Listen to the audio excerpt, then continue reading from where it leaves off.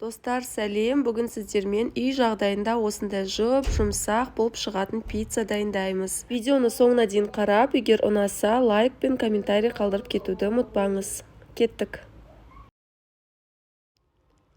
Үлкендеу ыдысқа жылы су құямыз. Оған 1 шай қасық тұз қосамыз. Және 2 ас қасық қант қосамыз. Дрожжи 1 шай қасық. Және үлкен қасықпен 1 қасық толтырып, сұйық май қосып, жақсылап барлығы ергенше араластырамыз. Суымыз жылы болуы керек, сол кезде біздің қамырымыз жақсы көтеріледі. Ұнды міндетті түрде ситадан өткізіп қосыңыз. Ұнды біртіндеп қосамыз, басында қасықпен, одан кейін қолмен араластырамыз. Жұмсақ қамыр болып шығуы керек. Негізі тәттілерге, әсіресе торт, пирогтарға, осындай выпечкаларға ұнды міндетті түрде ситадан, яғни електен өткізіп қосқан дұрыс. Сол кезде біздің выпечкамыз жұмсақ, корждарымыз биік болып көтеріліп пісетін болады.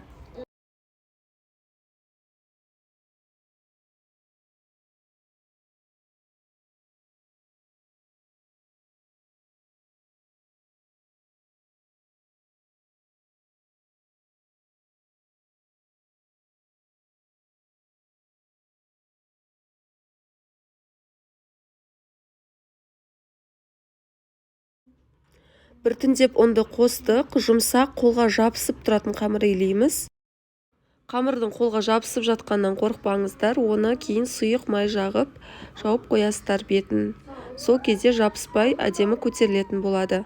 Және қамырымыз, пиццаның қамыры жұмсақ болады. Бетін пищевая пленкамен ауа өтпейтіндей қылып жауып, орамалмен жауып, жылы жерге қоямыз. Мен духовканың астына қоямын. Кішкене жылытып алып, 1 сағатта осындай болып әдемі көтеріледі. Қамырды столдың үстіне жайып, осыны 2-ге бөлеміз. Осы қамырдан 2 үлкен пицца шығады. Диаметрі 35 сантиметрлік 2 пицца шығаруға болады.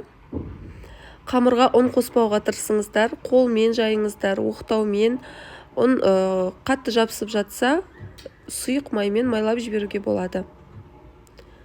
Противенге орналастырып, жақсылап жаямыз.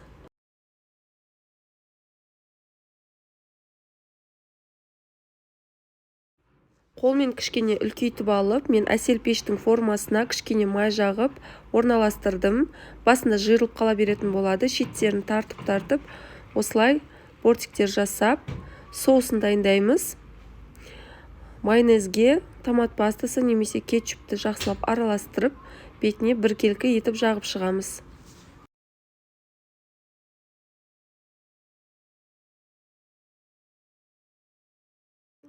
Одан кейінгі кезекте бетіне кішкене сыр қосамыз. Сырды жұқалап сеуіп шығамыз. Негізі пиццаның сыры көп болса, дәмдірек болады. Астына 1 қабат сыр. Одан кейін начинкасы өзіңіздің қалауыңызша. Менде ол колбаса, помидор және сыр. Тауық етін, фарш, саңырауқұлақ қоссаңыздар болады. Және де әртүрлі начинкамен жасай беруге болады. Пешімізді алдын ала қыздырып қоямыз. 15 минут, 20 минут бұрын. Қызып тұрған пеште міндетті түрде 180 градуста, 200 градуста шамамен 15 минуттай пісіреміз. Сәл қызаруы керек.